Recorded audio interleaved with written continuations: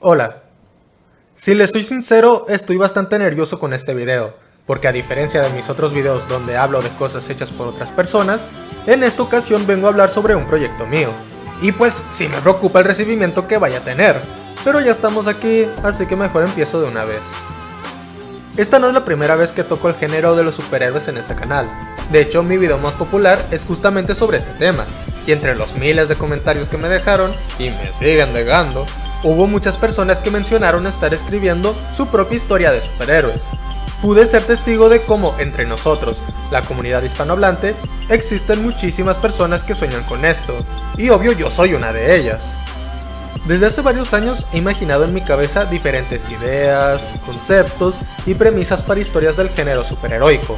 Como me daba mucha hueva crear un universo distinto para cada una, decidí mejor hacer que todas transcurrieran en el mismo mundo.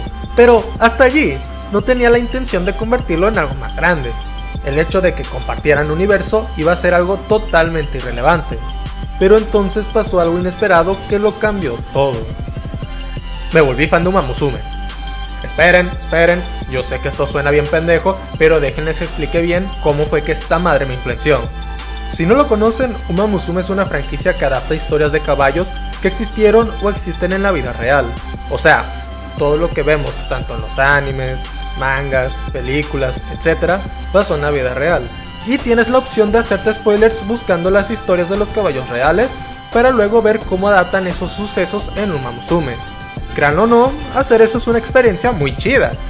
Pues bueno, yo sigo en TikTok a una cuenta dedicada a contenido de Uma Musume, pero que usa datos de la vida real y toma en cuenta a caballos que no han sido adaptados en la franquicia. Es un contenido muy interesante y me dieron ganas de hacer algo parecido, pero con el género de superhéroes. Desgraciadamente no existen superhéroes en la vida real como para poder hacer eso, así que dije, a la mierda, pues mejor lo hago yo. Y así fue como se me ocurrió tomar el universo de héroes que tenía en mi cabeza y darle más relevancia al hecho de que los héroes compartieran el mismo mundo, dándole origen a lo que yo llamo Proyecto Giromanía. Lo que yo busco con el Proyecto Giromanía es crear un universo de superhéroes donde, para empezar, pueda darle su uso original, que era tener donde poner las diferentes ideas y premisas para historias de superhéroes, sin tener que crear otro universo desde cero. Pero por lo que más resaltará este proyecto es por ser un universo con un lore muy extenso, donde todos los héroes, villanos y demás personajes tengan su historia ya completa, así como los caballos que salen en Uma Musume ya tienen su historia para que la investigues. En Giromanía quiero hacer algo similar, que cada personaje tenga su propio lore.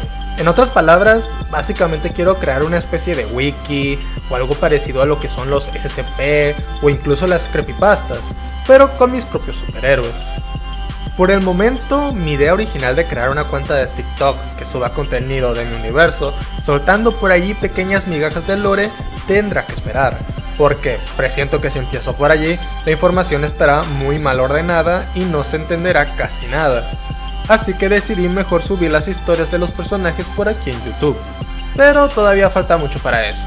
En el video de hoy me centraré en darles una introducción a este universo, explicando conceptos importantes del lore, para que así, cuando finalmente haga los videos de los personajes, ya entiendan bien a qué conceptos me refiero.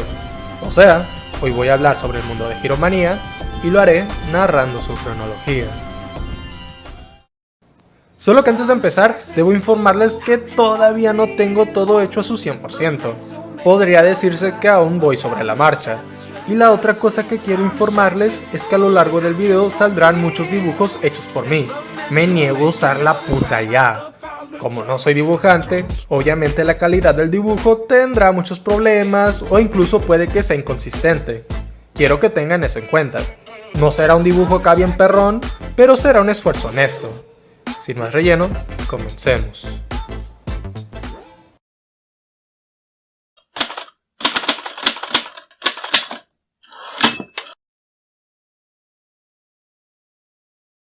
Todo empezó con la llegada del primer superhéroe, Karma, un ser con poderes totalmente superiores a la tecnología humana, que rompían con toda lógica posible. Karma empezó destruyendo pandillas, grupos del crimen organizado, grupos terroristas, Luego derrocó a los gobiernos corruptos y a las grandes élites. Hizo que las personas malas perdieran el poder del mundo y se convirtió en el poder para las personas inocentes. La delincuencia y la corrupción bajaron, erradicó el hambre y la pobreza. Realmente logró cambiar al mundo para mejor, y todo en solo un año. Gracias a esto, el calendario se reinició. Como Karma había nacido un 1 de enero, ahora los años se contaron a partir del mundo antes de Karma y después de Karma, empezando desde el año de su nacimiento. Karma debutó como superhéroe en el año 19 después de Karma y cumplió su misión de cambiar al mundo en el año 20 después de Karma. Pero, ¿cómo se originaron los poderes de Karma? Este había sido elegido por un ser cósmico fuera de nuestra comprensión, que se hacía llamar a sí mismo Stan y adoptaba la apariencia de un anciano.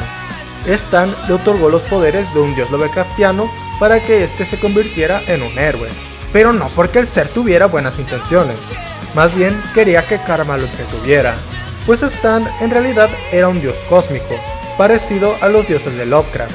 Era el dios de las historias, capaz de hacer todo lo que pueda provocar historias. Lo único que le interesaba era entretenerse con sucesos interesantes, y recientemente había ganado interés por los relatos de superhéroes. Tras un corto periodo para descansar de sus labores como héroe, en el año 22 después de Karma llegaría el segundo superhumano elegido por Stan, otro hombre con los mismos poderes de Karma.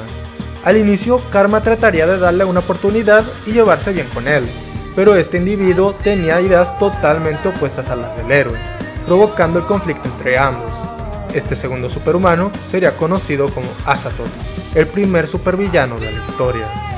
Tras muchos enfrentamientos que sacudieron al mundo, Azathoth sería derrotado y asesinado por Karma en el año 23. Pero nuestro héroe no tendría mucho tiempo para descansar, porque en el año 25, una raza extraterrestre, los Xinaku, invadirían la Tierra. Para su fortuna, Stan le conseguiría una compañera para enfrentarse a los Xinaku, Lady Eva, la primera superheroína mujer. Lady Eva no tenía los mismos poderes de Karma como Azathoth. Su superpoder era el de copiar, por lo que durante la guerra contra los aliens copiaba los poderes de Karma, pero también el de los Xinaku. Finalmente, en el año 28, ambos héroes detendrían la invasión después de que Karma venciera al ser cósmico que lideraba a los Xinaku. Y como estos tenían la tradición de seguir las órdenes de quien acabara con su líder, le juraron lealtad eterna a Karma. Ante esto, el héroe les ordenó ayudar a la humanidad para que puedan redimirse, y así fue como los Xinaku pasaron a ser un pueblo que trabajaba para la humanidad. Su tecnología avanzada trajo muchos avances al planeta, pero lo más importante es que gracias a ellos, en el futuro se crearían las cárceles para superhumanos. A pesar de toda su contribución, los Xinaku sufrirían discriminación tanto por parte de humanos como de supers. Y finalmente, en el año 29, Karma y Lady Eva se casarían, sin saber todo lo que se aproximaba.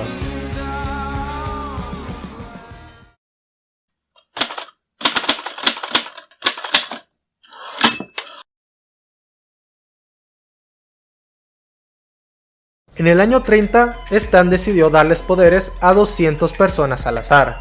A esta primera generación de superhumanos se les llamó la Generación Dorada, pero como era de esperarse, no todos usaron sus poderes para el bien.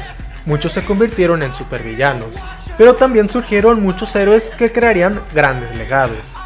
Quitando la existencia de los villanos, el mundo estaba fascinado. Finalmente existían los superhéroes, ya no eran personajes de ficción. Ahora Karma tenía más compañeros para proteger al mundo. Hubo muchos problemas, pero al final siempre ganaba el bien. ¿Y qué caracteriza a un super de la Generación Dorada? Un super de Generación Dorada es alguien que alguna vez fue una persona normal, pero que en el año 30 después de Karma obtuvieron poderes. Los supers, más allá de sus poderes, tienen una resistencia muy elevada, siendo capaces de soportar disparos, misiles y explosiones. Lo único que puede dañarlos es la tecnología de los Xinaku u otro super, pero solo por una cuestión biológica, no porque los supers cuenten con super fuerza por defecto. No, aunque los supers por sí solos sí son más fuertes que un humano máximo, su fuerza física es algo que se entrena. Entre más cosas pesadas levanten, más fuerza bruta ganan. Los supers que ya vienen con superfuerza incluida tienen mucha ventaja en ese ámbito, mientras que los demás sí deben entrenarla. Otra cosa que caracteriza a los supers es que sus poderes no se vuelven algo ajeno a ellos al momento de despertarlos. Es como si se convirtiera en otra parte de su cuerpo o incluso de su alma. Conocen cuál es el poder que les tocó por instinto, sus reglas y el cómo usarlo, aunque eso no quita que sí puedan descubrir nuevas formas de utilizarlos. Todos los supers tienen su propio poder. La única forma de que un super comparta poderes con otro es si un poder en específico no es su poder principal, sino una de sus habilidades dentro de su repertorio. Por ejemplo, el poder de volar, siendo de los más compartidos a nivel general. Pero también existe algo llamado los reverso. Todos los supers tienen a una persona que posee exactamente sus mismos poderes, como una contraparte. Ambos individuos, por lo general, suelen ser muy diferentes a pesar de tener los mismos poderes, y existe la creencia de que siempre un reverso será bueno y el otro malo, pues normalmente así suele ser, pero no está confirmado, es solo una creencia o un mito / estereotipo. Por último, y no menos importante, la longevidad de un super generación dorada es muy elevada y aún no se conoce hasta qué edad pueden vivir o incluso si tan siquiera pueden morir por vejez. Lo único que se sabe es que al llegar a los 60 años dejan de envejecer. La generación dorada fue la época donde la población más amaba a los superhéroes en general, y por si casualidad no se dieron cuenta, el nombre es una referencia a la edad de oro en los cómics, y pasará lo mismo con las siguientes generaciones.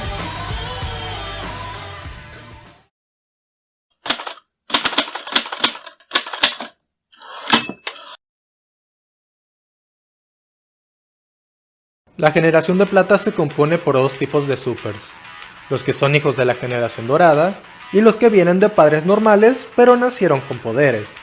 En resumen, lo que diferencia a un super de generación plateada con uno de generación dorada es que el de plata nació con poderes y el de gen dorada originalmente fue un humano normal.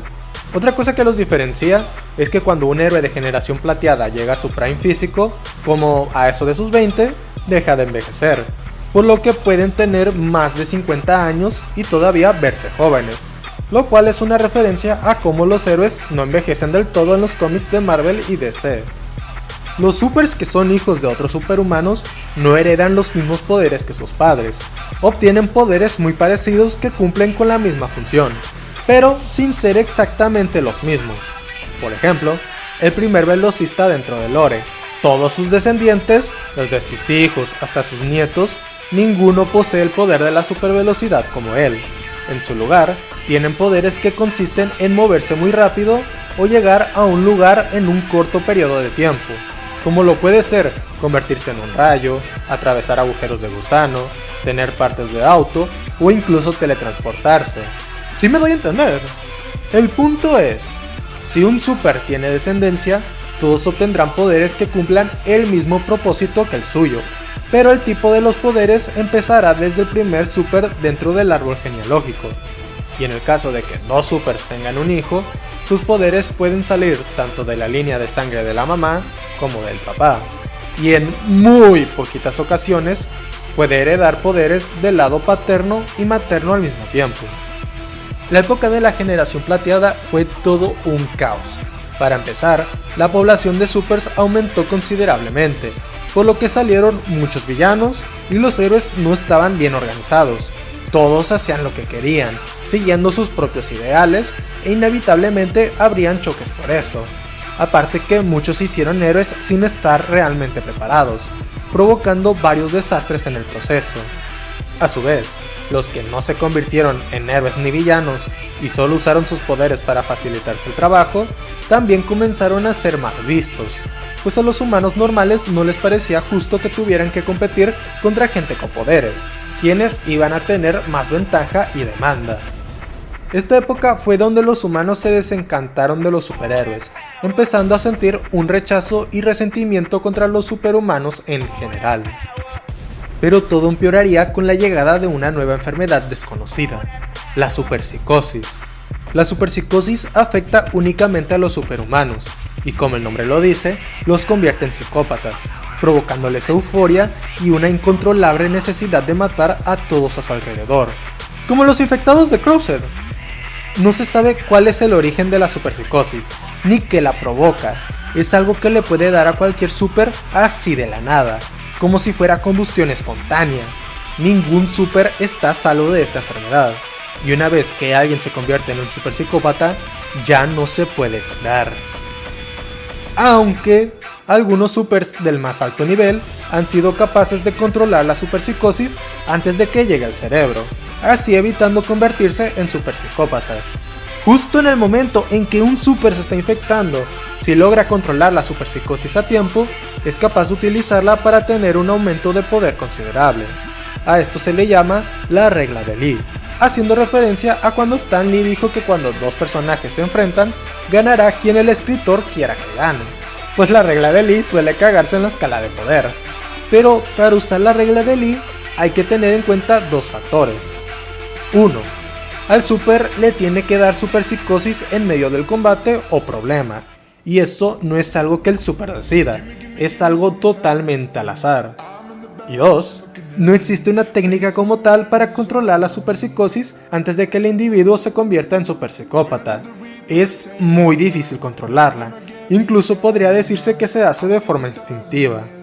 Por lo que no todos los supers son capaces de usar la regla de Lee, pero los que sí son capaces de usarla, a pesar de conseguir un recurso que les otorga un aumento de poder, también se convierte en una espada de doble filo, pues se vuelven más propensos a sufrir de superpsicosis, y haber utilizado la regla de Lee una vez no significa que siempre les va a salir, por lo que las probabilidades de convertirse en superpsicópatas sí aumentan de verdad.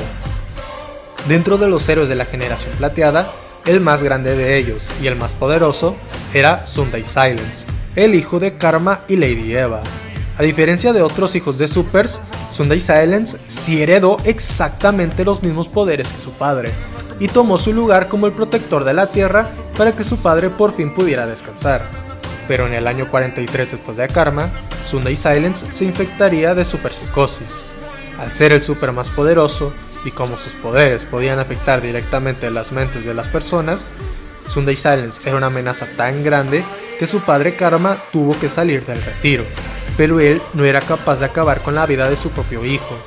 Por eso decidió sellarlo para detenerlo, pero al hacerlo, tuvo que convertirse a sí mismo en la jaula que encerraría a su hijo, y así el mundo perdería a sus dos héroes más poderosos.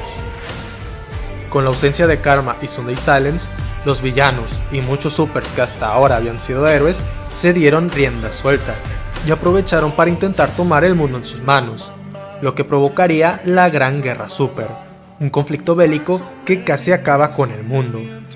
Pero los héroes que quedaban y los nuevos héroes que surgían serían liderados por Sol Soberano, un superhéroe de la generación de plata, el cual, con su astucia, intelecto, poder y liderazgo, lograría llevar a los héroes hasta la victoria, acabando con la guerra en el año 48. A pesar de que la guerra había acabado, la imagen de los superhumanos estaba totalmente arruinada. Los problemas que ya tenía la gente con estos durante la generación de plata, el tema de la superpsicosis, la gran guerra super, y por si fuera poco, también existía la posibilidad de que Sunday Silence fuera liberado de su sello algún día. Todos esos factores había hecho que la humanidad odiara a los superhumanos.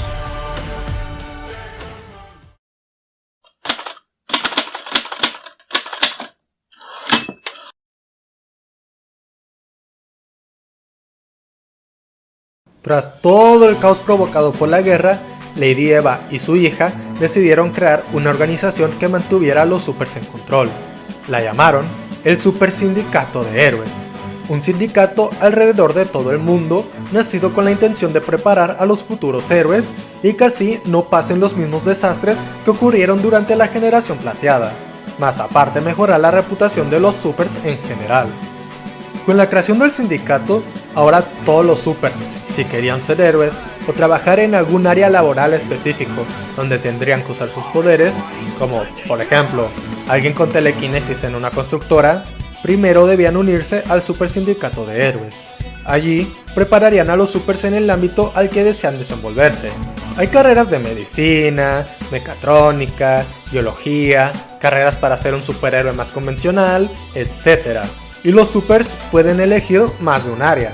También, durante su entrenamiento, cada super es puesto bajo tutela de un mentor personal. Al completar su entrenamiento, los supers obtienen la licencia del cazador, la licencia de héroe, la cual en resumen sirve para que un super pueda usar sus poderes para jalar, para chambear. Pero con la licencia también vienen otras obligaciones, como una serie de reglas y conducta que deben respetar para no arruinar la imagen del sindicato, como lo podría ser la regla de no matar. Aparte, todo aquel que tenga una licencia de héroe está obligado a usar un traje y nombre de superhéroe. Esto con la intención de que los humanos vean a los héroes como una marca o un producto, o que los trabajadores humanos consideren a sus competidores supers un chiste. Todo eso se hace para limpiar la imagen de los supers, aunque en el proceso se caguen en el significado de la palabra superhéroe, haciendo que pierda su valor. Aunque el sindicato sí colabora con los gobiernos, es independiente a estos.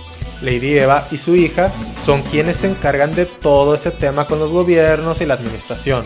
Son las dueñas, pero sabían que mientras ellas estaban ocupadas, los héroes necesitaban a un líder que los inspirara. ¿Y quién mejor que aquel que llevó a los héroes a la victoria durante la guerra? Así fue como Sol Soberano se convirtió en el líder del super sindicato de héroes. Con la llegada del sindicato, ahora nacería la generación de bronce.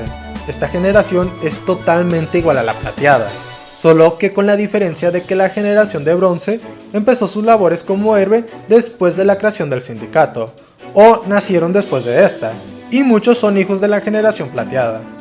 Ahora, en la generación de bronce, era ilegal ser un héroe sin la aprobación del sindicato.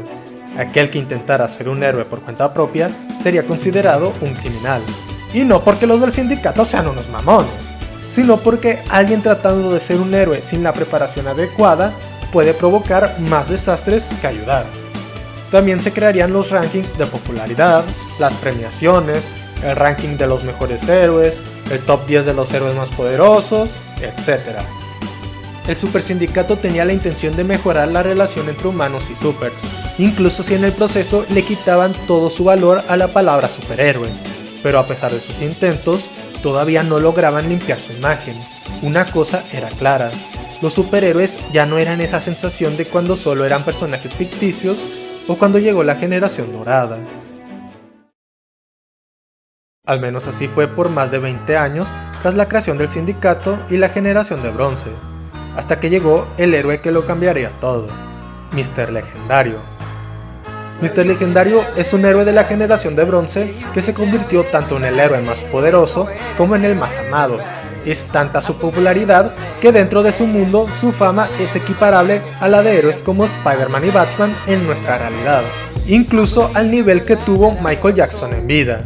Este fanatismo por él ayudó a que las personas se interesaran por los demás héroes, sus hazañas e historias, ayudando a mejorar su imagen al ver que habían héroes que verdaderamente hacían el bien. Incluso, gracias a él, muchísimos niños supers soñarían con convertirse en héroes. Pero entre todas sus hazañas, la más grande fue derrotar a Sunday Silence cuando este fue liberado de su sello, salvando al mundo en el proceso y quitándole a la humanidad uno de sus mayores miedos. Pero no solo eso, también logró curar de la superpsicosis a Sunday Silence.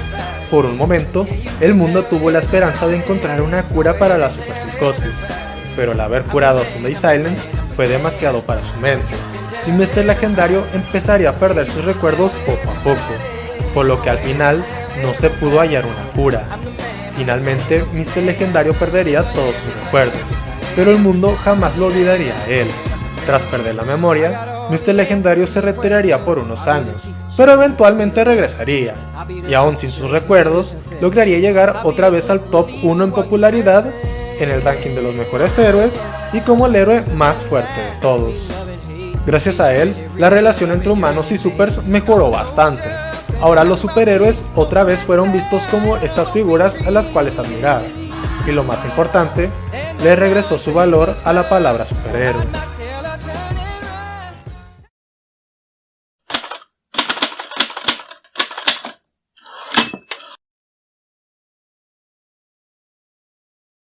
La era precrisis es la época donde transcurren la mayoría de las historias que tengo planeadas. y suceden después del regreso de Mr. Legendario. La era pre-crisis se caracteriza por ser el punto donde el universo está ya muy establecido y los héroes más icónicos están activos. Es la parte perfecta para posicionar la historia de algún personaje, desarrollar un concepto o premisa. También es la etapa más extensa, empezando desde el año 90 después de Karma hasta el año 130 después de Karma, o sea, un total de 40 años. En la era pre-crisis pasaron un sinfín de cosas, pero las más relevantes fueron dos. Primero, se descubrió una manera de revivir a los muertos. Dentro del lore existe un personaje que vendría siendo la representación de la muerte en este universo, un ser cósmico de la misma categoría que Stan. La existencia de este ser fue lo que dio el origen al concepto de la muerte. Cada vez que un ser vivo muere, pasa a formar parte de esta deidad, y después de ver todo lo que Stan provocó en la Tierra al crear a los superhumanos, quiso experimentar ese entretenimiento de primera mano, tomando la forma de una mujer para ella también divertirse con los terrícolas. Como todos los muertos pasan a formar parte de ella, la forma de revivir a alguien es convenciéndola de que esa será una decisión interesante. Si el regreso de una persona no traerá nada interesante, entonces no la revivirá. Pero si su resurrección tiene potencial para provocar algo entretenido, entonces traerá a esa persona de vuelta. Este dato sería descubierto tras la aparición de un equipo de héroes formado por integrantes que murieron y habían regresado a la vida. El tema de resucitar gente sería algo muy delicado y con muchas cuestiones morales, pero de sumo interés estratégico, tanto para los héroes como para los villanos. El otro suceso más importante dentro de la era pre-crisis y lo que marcó el inicio del fin fue la filtración de la existencia del Proyecto Redención. Tras un chingo de décadas enfrentándose a los villanos, encerrándolos, incluso dándoles la oportunidad de redimirse, un grupo de élite dentro de los héroes llegaron a la conclusión de que los villanos no merecen redención, y la mejor forma de acabar con ellos definitivamente sin matarlos era hacerlos empezar de nuevo, literalmente. El plan era muy simple. En secreto tomarían a un puñado de villanos y los convertirían en bebés. Los dejarían a cargo de una pareja contratada por el sindicato para que les den una buena crianza y los eduquen con buenos valores, metiéndoles la idea a la cabeza de que debían usar sus poderes para el bien. Técnicamente adoctrinarlos. Eventualmente, cuando esos bebés crecieran, se convertirían en héroes, y como ahora serían una persona totalmente distinta a la que fueron en el pasado, su redención ya sería válida. Para su mala suerte, uno de esos héroes creados por el Proyecto Redención descubriría todo, y la información sobre el proyecto sería revelado al mundo entero. Esa filtración provocaría un gran caos y polémica, haciendo que los héroes involucrados en el proyecto sean despedidos, y fue un golpe duro para la confianza que tenía la sociedad en los héroes. Eso casi destruyó al Super Sindicato, sobre todo porque Sol Soberano también fue uno de los creadores del proyecto, perdiendo su puesto una vez se supo la verdad. El Super Sindicato pasaría los siguientes años tratando de recuperarse, pero entonces llegaría la crisis alterna. Los héroes en varias ocasiones habían cruzado hasta otras realidades del multiverso, sin saber que esa acción estaba prohibida. Tantas incursiones a otros universos hizo enojar al dios de las fronteras, un ser parecido a Stan y a la muerte, pero que su función era la de poner fronteras entre las distintas realidades. Él era la causa por la que los universos estaban separados. Fue tanto su enojo con los héroes que optó por castigarlos, colocando 3 torres brillantes en el planeta, y cada torre tenía los nombres de todos los héroes que alguna vez habían viajado a otro universo. Entre ellos estaban la mayoría de los héroes más poderosos. Lo que hacían esas 3 torres era convertir a todos los héroes de la lista en imanes para versiones malvadas de ellos, los cuales buscarían destruir el planeta, y por cada héroe llegarían 5 versiones malvadas.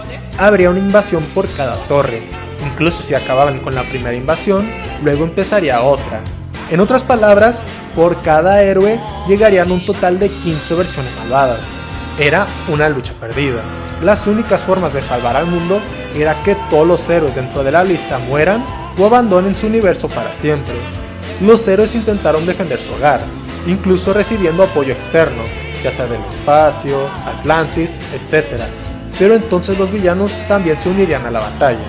Al inicio ayudaban a derrotar a las versiones malvadas, pero eventualmente prefirieron atacar a los héroes, pues si los mataban, acabarían con el problema más rápido. Finalmente, tras vencer a los villanos y superar la segunda oleada, los héroes estaban exhaustos. Solo faltaba una oleada más, pero sabían que sería inútil, así que los héroes que quedaban en la lista tomaron la decisión de caminar hasta la torre y abandonar su universo, su hogar, su familia, todo lo que conocían para salvarlo. Tras la crisis, muchos héroes murieron, otros quedaron con secuelas que los obligó a retirarse, y los héroes más poderosos tuvieron que abandonar su universo, siendo llevados a un universo como el nuestro, donde no existen los superhumanos. Pero sobre todo, con esto llegó la destrucción definitiva del super sindicato de héroes.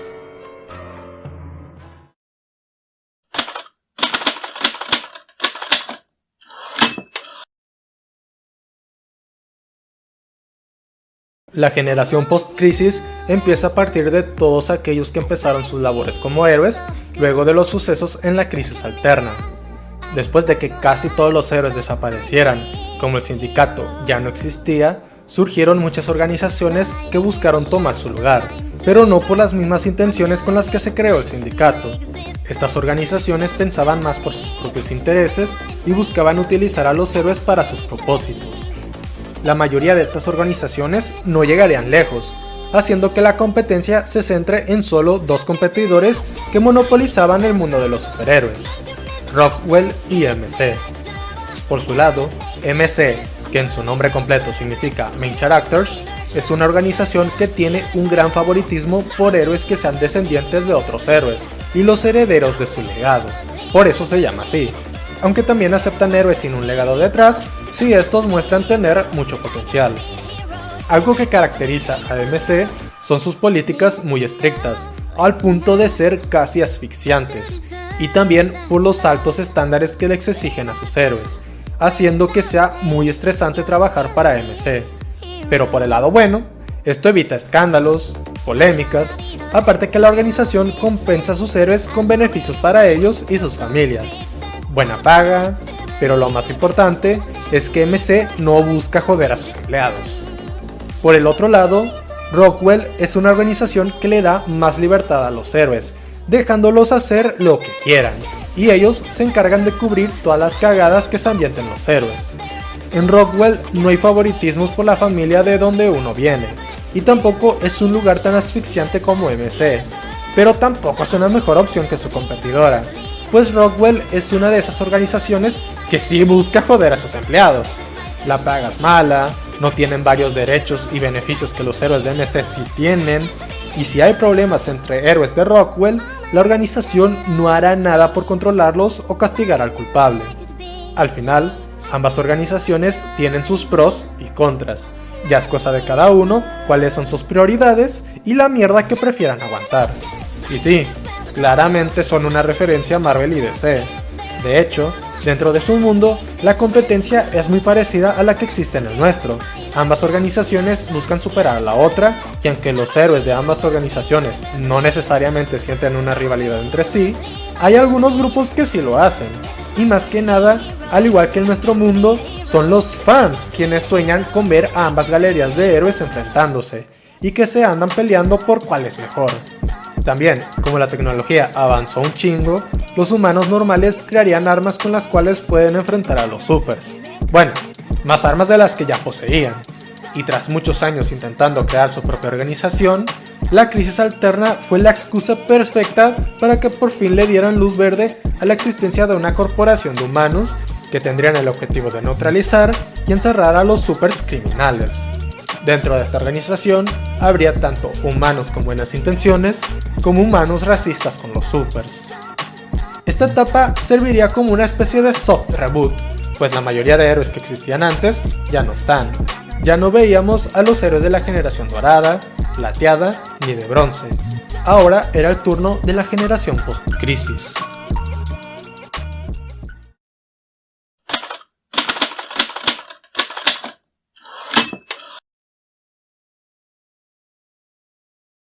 los héroes de la generación post-crisis pasarían 30 años viviendo muchas historias, y el mundo ya no era el mismo. A simple vista parecía que sí, pero la realidad era que los malos habían ganado en secreto. No estoy diciendo que no existan héroes en la generación post-crisis, hay muchos que son héroes de verdad, pero no era suficiente. Como ya dejé implícito anteriormente, existen seres a los que se les puede llamar dioses dentro de este lore, como Stan, que es el dios de las historias, la diosa de la muerte, o el dios de las fronteras, quien fue el responsable de la crisis alterna. Estos no son los únicos dioses que existen, hay otros dioses que, de la nada, harían acto de presencia en la Tierra. Todos los dioses, exceptuando Stan, llegarían a la Tierra utilizando avatares terrícolas, pues sus verdaderas apariencias son indescriptibles para el ojo y mente de los humanos. Llegaron con el único propósito de preparar todo para el festival del dios de la destrucción, pues resulta que todo este tiempo los personajes han estado atrapados en un bucle. Siempre que el dios de la destrucción despierta, destruye todos los universos y los vuelve a hacer desde cero, reiniciando así la línea temporal, pero dejando intacto lo básico y solo cambiando algunas cosas. Este proceso se ha repetido un sinfín de veces, y los héroes siempre pierden. Los héroes de la generación post-crisis se enfrentarían a los dioses, pero no lograrían evitar el despertar del dios de la destrucción. Cuando todo parecía perdido, y el dios de la destrucción ya había destruido todos los demás universos, los héroes que abandonaron su hogar en la crisis lograrían volver gracias a la muerte del dios de las fronteras, y gracias a estos lograrían derrotar al dios de la destrucción. Finalmente, reconstruirían todos los universos con la ayuda de Stan, pero como el imbécil no sabía qué piezas juntar, terminó provocando que los distintos universos se fusionaran. O sea, en cada tierra existente habían piezas de otras tierras, lo que provocó un desmadre. Pero al menos todas las personas que murieron por el dios de la destrucción habían vuelto a la vida. Tras unos largos 30 años desde la crisis, los héroes lograron volver a su hogar y reencontrarse con sus seres queridos. También presenciar lo que pasó con el mundo en su ausencia, pero como los otros universos estaban sumergidos en el caos, mientras que los héroes de la generación post-crisis defendían al planeta, después de un largo y merecido descanso, los héroes de las generaciones pasadas, quienes ahora ya podían volver a su hogar cuando quisieran, viajarían por los rincones del multiverso para hacer lo que mejor saben hacer: ser superhéroes.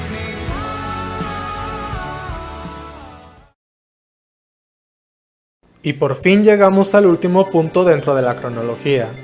Quiero remarcar que esto no es el final definitivo del lore, sino que es lo último que hay hasta el momento.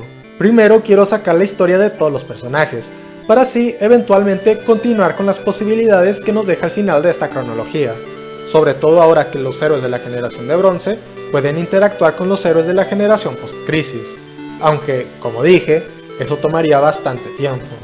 Por el momento, empezaré a subir videos hablando sobre la historia de cada personaje.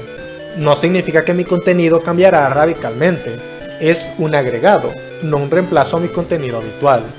Además, por todo el tema del dibujo, cada video de este proyecto me tomará mucho tiempo. La única intención que tengo con este proyecto es la de divertirme, y espero que pueda recibir su apoyo. Si quieren aportar a este lore creando su propio personaje, lo apreciaría con mucho gusto. Solo que no fuercen el darle protagonismo dentro del lore, por favor. Estos son los poderes y conceptos de personajes que ya están ocupados.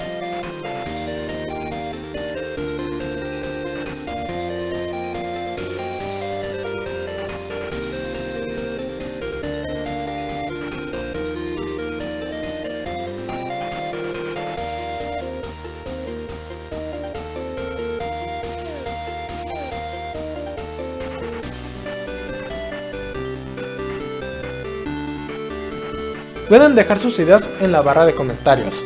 Otra opción sería hablarme por mi correo electrónico o Twitter si quieren más privacidad. Bueno, esta fue la presentación del proyecto Hero Manía. Y eso sería todo. Espero que el video les haya gustado. Como dije, mi contenido de siempre se mantendrá igual, y los videos de Hero Manía se tardarán mucho en llegar, así que toca volver a la programación habitual. Como sea, nos volveremos a ver en el próximo video.